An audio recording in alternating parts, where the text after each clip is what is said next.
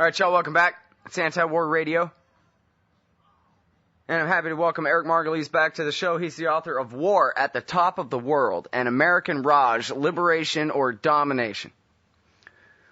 Or Gigantic Smoking Imperial Collapse, I think that'll be the title on the paperback or something. Welcome back to the show, Eric. How are you doing? Happy to be back with you, Scott. Just back from Europe. Yes, I hear that. Very good to have you here. Everybody check out the website. It's ericmargolis.com, spelled like Margolis. Every once in a while you'll hear me slip and forget and say it wrong. ericmargolis.com. And when I ask myself, well, who knows a thing or two about Yemen, there's pretty much Eric Margolis on my list, unless maybe there's a McClatchy reporter there that I can't reach anyway. So big news. The state in Yemen hasn't quite fallen, I guess, but their dictator has been wounded and has fled to Saudi Arabia for surgery. It's unclear whether he's going to try to come back or not. What do you think, Eric? What's going on there? A murky situation. My guess is that he may not come back. He's apparently not gravely wounded, though. You know, who can trust the news reports? They said that he was hit with deeply embedded wooden splinters came from an explosion while he was praying in a mosque. Sounds like a very Islamic way to get booted out of office. Anyway, we don't know, and the problem is this: that half the capital is controlled by a general, a former henchman of his, he hates him, General Amr, and the other half is controlled by the security forces run by his sons, and particularly his eldest son. And the Americans and the Saudis are in there stirring the pot, and it's really a confusing situation. Well, now, as far as the Americans stirring the pot, that means trying to keep him in power, right? Well, either trying to keep him in power or what the U.S. is doing now in Egypt, which is having thrown Mubarak to the wolves. They are trying to keep the same power structure that kept Mubarak in power in place, the same military oligarchy that ran Egypt, and they're doing it through bribery and coercion. Same thing in Yemen. They're going to try now and keep the most pro-U.S. or U.S.-oriented groups in Yemen, mainly the Army, the Intelligence Service, the Special Forces, in control, working with the Saudis. Well, that sounds plausible enough. I guess the question is whether the protesters, who, after all, they've stuck with it, not winning for a much longer time than it took the people of Egypt to overthrow Mubarak, and they've, really kept their spirits up over there despite being cracked over the head for months on end now. I guess, really the question then would be whether they'll be able to have a political government that'll be able to exercise a modicum of restraining power on those intelligence agencies and military forces. Or do you think that maybe the military and the intelligence agencies will just fall apart? They are pretty solid. Some of them are tribally based. And that brings up the other major problem, because you have to superimpose on this very confused scenario tribal and regional stresses that are going on inside Yemen, a very unstable country. I mean, I've been there many times when, they're shooting, they're closing the gates of Sana'a at night with armed guards on the battlements, and it's all very medieval, and it's really a wild and crazy place. You've got different tribes who are fighting against each other and in revolt against the government. Then you have in the south, you have in Aden, the former British colony of Aden, formerly South Yemen, wants to break away again from the north. And way up north on the Saudi border, there's a tribe called the Houthis who are shooting things up and have been attacked by U.S. aircraft and CIA aircraft. Very confused situation. Well, all right, now, tell me this. Is there such a thing as al-Qaeda in the Arabian Peninsula? Here, let me give the devil his due first. You read James Bamford, and then you know the story about how, and in fact, talking with Michael Scheuer, too, I got his side of the story about how the NSA had the phone tap on the Yemen switchboard house, where basically they were handling all of al-Qaeda's phone calls out of there. It was the father-in-law of one of the hijackers, one of the ones that was living with the FBI friend in San Diego there. And the NSA wouldn't share the intercepts with the CIA, so the CIA built their own listening station in Madagascar, but they could still only get half the conversation, and the NSA wouldn't share the rest, and George Tenet wouldn't stick up for him. That's the way Scheuer tells the story, that kind of thing. The Bin Laden family is, of course, Yemeni in the first place. So, and also they say that this guy, Anwar al-Awlaki, although I haven't seen any credible accusation that he's some kind of operational terrorist leader. He gives inspirational speeches in favor of war against the United States. But they say that he's a part of this al-Qaeda in the Arabian Peninsula as well, this Yemeni branch of al-Qaeda. And so now that I've given the devil, a.k.a. the American Empire, its due for its argument, tell me whether and to what extent, if so, there is such a thing as al-Qaeda in Yemen, and what needs to be done about it, Eric Margolis?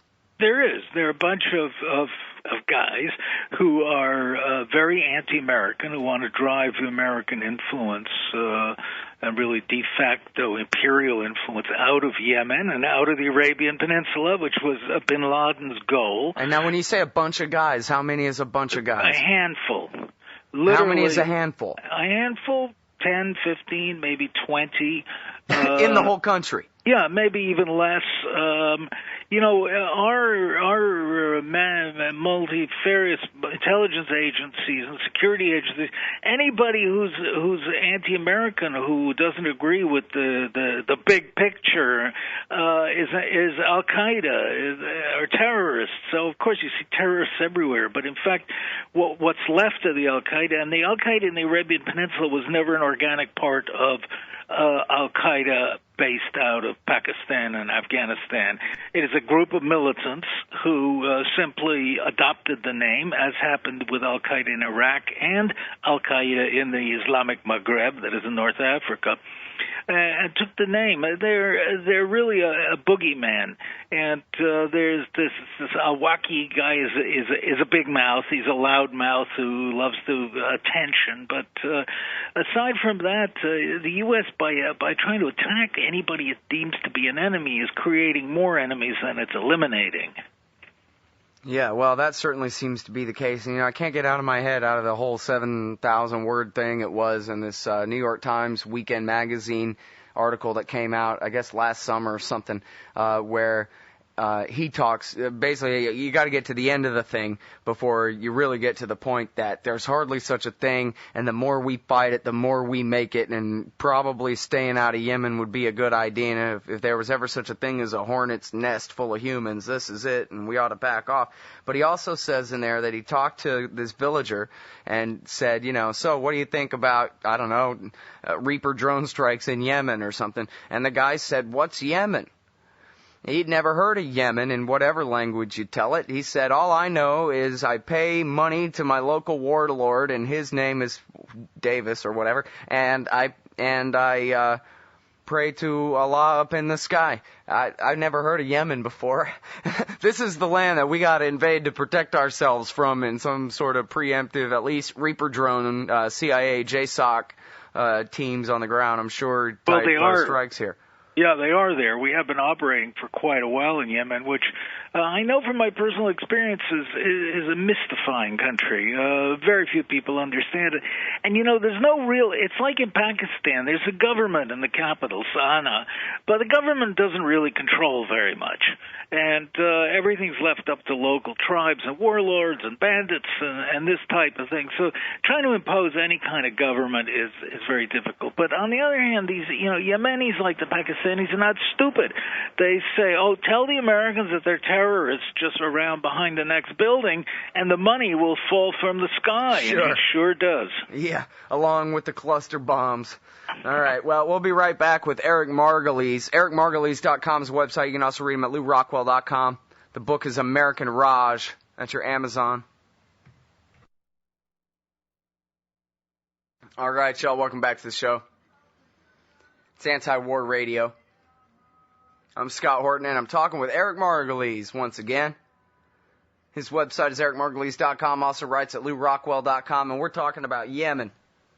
And where we left off, Eric, you said you've been there a bunch of times, and the way it works, and you'd already described you got the more socialist type secessionists in the south, You got the Houthi Shia sect in the north, have their own little Nation of Islam thing going on up there, and they've been fighting on and off for a long time. Of course, it used to be Yemen and South Yemen and all that.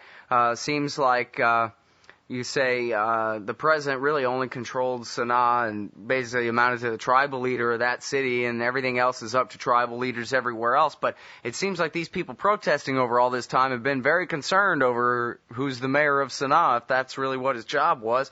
And I guess, he still had, he was the one waging the war against the secessionist type movements in the north and south, but also he was the one in charge of the torture police that everybody else in the country was subject to. I guess I'm really kind of interested in trying to get my head around the idea, how much of a Karzai type figure is he, and how much of a real, dictator of the whole country is he? How does that power work? That kind of thing. Well, Karzai is sort of an amiable figurehead ruler. The general running Yemen, who's been there for 36 years, Saleh is a very tough man. You're right, his police are brutal. They've tortured people. He's been back to the hilt by the U.S. And the Yemenis are protesting because of massive corruption that always is brought when the U.S. takes over these countries, because the U.S. expresses its power primarily through money. So money infuses and corrupts everybody and buys whatever they want in Washington. But people are angry at corruption, but they're also angry at feeling that they're being ordered around by Washington, that their government is more interested in taking orders from Washington than it is about doing something for Yemen, which is plunged into economic despair and is now the poorest country in the Arab world. It was always poor, but it's even poorer now because most of the money, what little money it had, has been stolen and mismanaged. Its oil is running out. Its trade is non-operative, and it has a government that is only cared for keeping itself and its relatives in power. Now, let me ask you a little bit about Bahrain. Have you been to Bahrain? Yeah, yes. Little island nation in the Persian Gulf there. I don't know if you've been following Roy Gutman's work in McClatchy newspapers lately. I haven't, but I have great respect for him. I was just thinking about him this morning, in fact. Yeah, well, I mean, I'm not sure if he's still there or not. Last I read it was about a week ago or so, but he's done, I don't know, at least 10 good articles in a row about the protest movement being abducted and tortured. Their mosques being bulldozed, and, that whole Pearl Square movement thing has been crushed in Bahrain. I was just wondering if you could help fill in the people they could understand a little bit better about how things work there. Well, of course, Bahrain has always long been regarded as a Saudi protectorate, and in fact, it's an island off Saudi Arabia, and the Saudis even built a causeway to connecting Saudi with Bahrain, in part so that Saudis could drive over there to drink and gamble and hoop it up on the weekends, but also so that their troops could move in. Bahrain is the base for the U.S. Fifth Fleet, which controls the whole Gulf area and the oil supply routes. So it's the big American air base there. So it's very important, and it's ruled by a Sunni minority rulers over a restive Shia population. And Roy Gutman's reports and other reports coming from there are very vivid. The people are being shot, they're being tortured. Government people are going into hospitals and shooting doctors and patients and dragging them out. It's an abominable situation. And this is being done by U.S. and Saudi-financed forces. The Saudis sent in troops from their National Guard there. There are probably U.S. mercenaries involved in there, too. We don't really know. But it is a situation of dreadful repression, which stands in remarkable contrast to Libya, where the West is pounding the hell out of Gaddafi's forces, supposedly to save civilians from being killed, while civilians are being gunned down in Bahrain, in Yemen, and now on the Golan Heights and in Palestine by U.S.-backed governments. Yeah, well, Admiral Mullen was actually asked on one of the Sunday morning news shows, what's the difference between Libya and Bahrain? And he answers simply, Bahrain is our ally. Well, that's right. There are SOBs, as the old line goes about Somoza from way back when, and but we don't. This doesn't bother us. Americans don't really care about these places. They don't even know where they are, most of us. But the problem is that this double standard enrages people across the Muslim world. I've been watching it for years. It's in both of my books on the subject. One of the reasons they hate us is not because of our values or because of our music. It's because of our arrant hypocrisy and double standard on such things as Palestine and now the Arab revolutions that are going on. But what's going on in Bahrain is really shameful, and it's tempting Iran to become more deeply involved, to come and rescue the oppressed Shias of Bahrain from repressive Western-backed rule.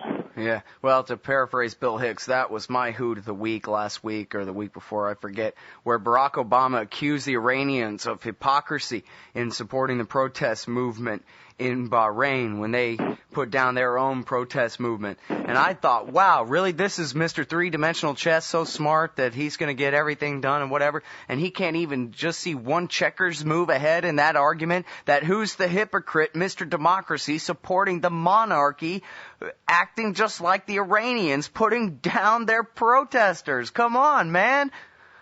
Not all of us are Rush Limbaugh blind over here, you know? I don't know what it is about the White House. Maybe it's something in the water that makes a man who appears honest and upright come into office and even lukewarm intelligent. Come on. Yeah, telling this kind of arrant nonsense and really shameful hypocrisy. I don't mind if Hillary Clinton's nose grows a foot longer, but I don't like to see our president have the same condition. Yeah, I mean, he should just keep his mouth shut while he's killing people, and then that way it won't be, so offensive to our ears, That's right. All right. Well, so talk to me about the Golan Heights. There's a great blog entry on antiwar.com today by John Glazer about just the New York Times coverage of Syria as compared to the Golan Heights and Israel, and how the terrible Syrian government massacres the innocent children in the streets, and how when it comes to Israel, the Syrians sent these people to divert attention away from their own protesters to attack us, and yet they're mowing down unarmed civilian protesters, right? That's because they may be children and youngsters, but they're terrorist children, they're terrorist youngsters, and they're potential. They did look brown in the pictures. That's right, and they're terrorist activists. The New York Times was out with that agitprop story just as quickly as the Israeli government could say it. So you wonder how closely they're working together. But it is shameful. This reminds us of a fact that has been almost gone down the memory hole, and that is that the Golan Heights was occupied by Israel in 1967 after many provocative Israeli attacks on the heights, according to the late Moshe Dayan. And Israel grabbed the Golan Heights, which contains the main headwaters for the Israeli water system.